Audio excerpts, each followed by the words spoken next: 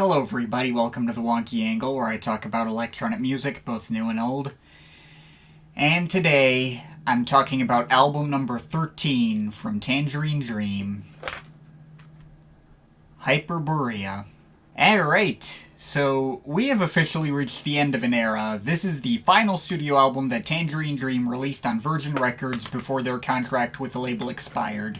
We've come off the heels of what I personally felt to be the band's least essential effort up to that point in White Eagle, although I very much appear to be in the minority on my particular take with that album. Lots of people absolutely love that album and hold it up as one of their best, citing it as one of the warmest and most emotionally resonant works in their catalog.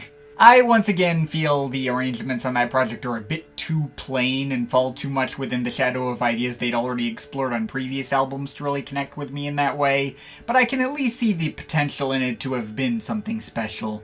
Perhaps if a project came out with a similar idea that was able to further some of the ideas behind it, like the crossing of paths between their new, more straightforward synth-pop style and their old winding jam session approach, the vague desert theming, the newfound use of digital samplers, etc., executed in a way that actually stood out more among the greater scheme of their back catalog.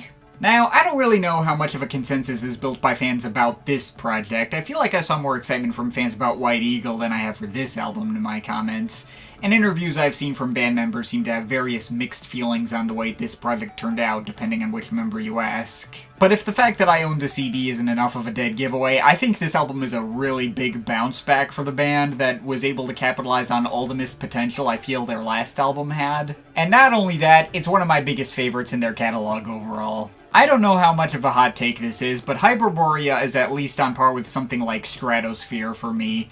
And in terms of which of their albums I actually came back to re-listen to the most in high school, I think this might actually come like second behind Exit.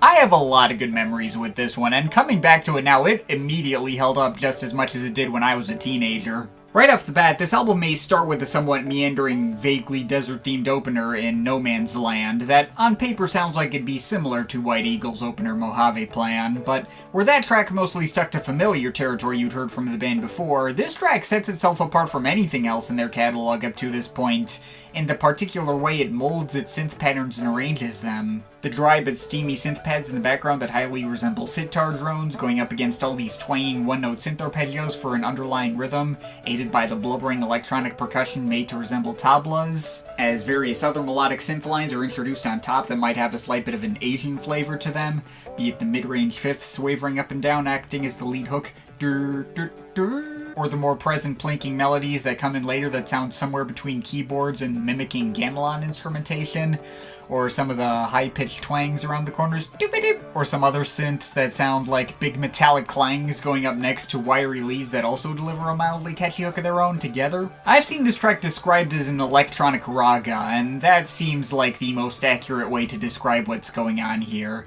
It may kind of stick to one particular vibe over the course of 9 minutes without a ton in the way of progression, but the way all these various elements come and go on top of it keeps me interested the whole time and makes that time feel like it's going by a lot quicker than it actually is. These may all be obvious synth imitations of world music instrumentation, but the way they all feel custom molded from scratch for this album instead of feeling stock makes the arrangements feel a lot less cheesy than they might otherwise. And the melodies hit that right balance of feeling like they're taking influence from like Indian and Asian culture without resorting to shallow cliches or feeling too corny or on the nose. It instead just creates this really esoteric but uplifting vibe that really effectively pulls me in. Sounding like the kind of thing Tangerine Dream would do, while also sounding nothing like anything they'd ever done previously.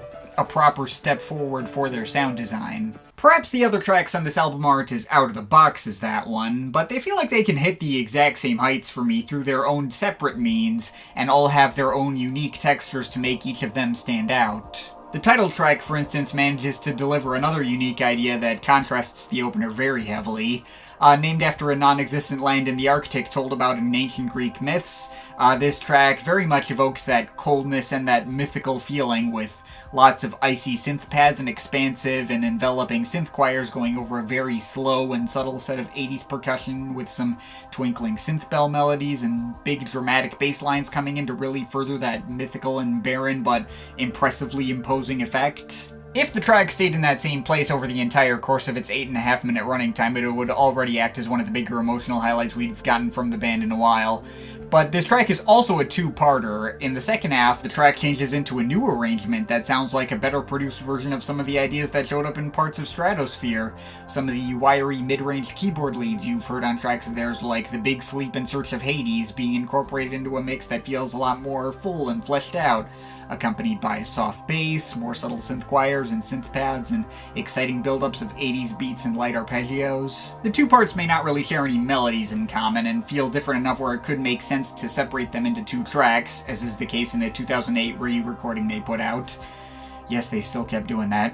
But they perfectly lead out of each other well enough and are thematically and tonally similar to the point where they still feel inseparable from each other. A very subtle and downbeat track, but one that absolutely nails the particular atmosphere it's going for. Next there's Cinnamon Road, the shortest track at just under 4 minutes.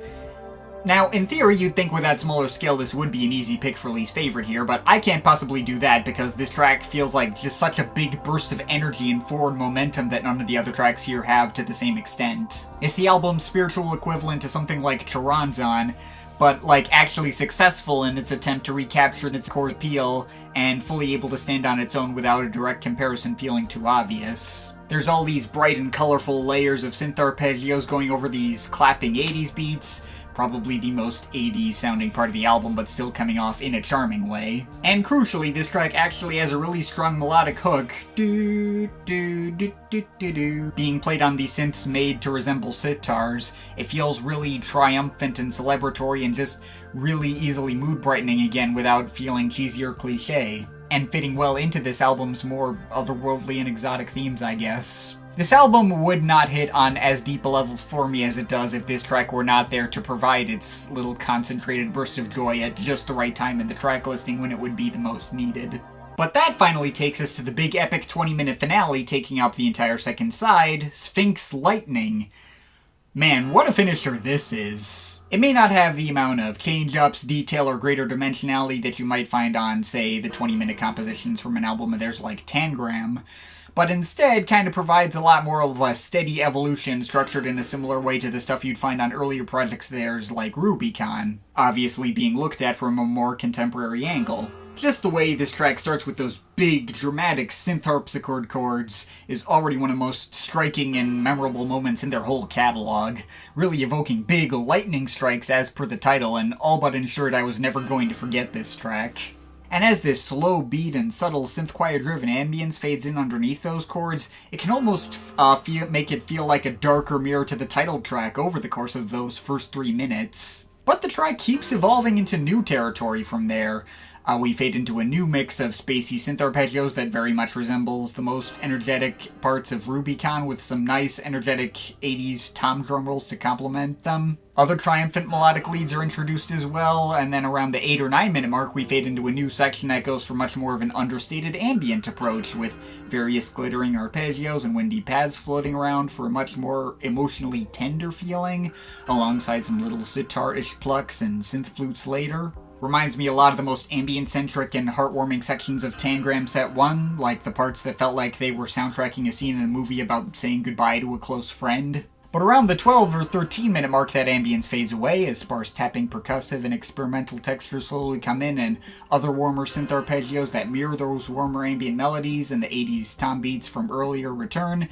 There's a new percussion introduced that sounds like drips of water falling in a cave and reminds me a little of what The Orb would later go on to do when they made Blue Room. There's various vaguely Blade Runner style pads floating in and out, and right before the 17 minute mark, we finally culminate in the last section that has all these dramatic synth chords and keyboards that resemble those on their track Pilots of Purple Twilight, but made even more triumphant and celebratory, and once again adding up to new hooks that are able to stand on their own. Do-do-do-do-do-do. Before finally letting all those melodies fade into ambience for the final minute of the piece. Goddamn.